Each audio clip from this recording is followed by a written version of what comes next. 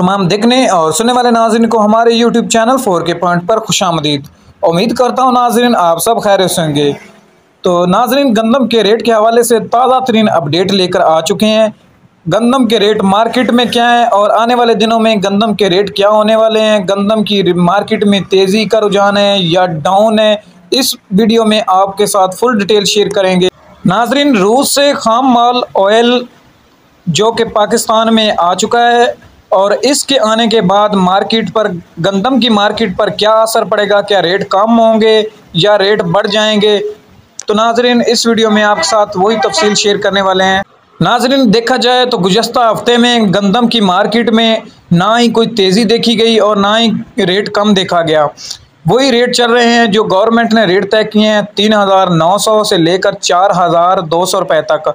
आज लाहौर और उसके गिरदनवा की रेट की बात की जाए तो आज गंदम की मार्केट में एक हफ्ते से तकरीबन वही रेट चल रहे हैं जो 3,900 से लेकर 4,200 रुपये तक। तो नाज़रीन वफाकी हुकूमत के बजट के बाद गंदम पर इतना ख़ास असर नहीं पड़ा।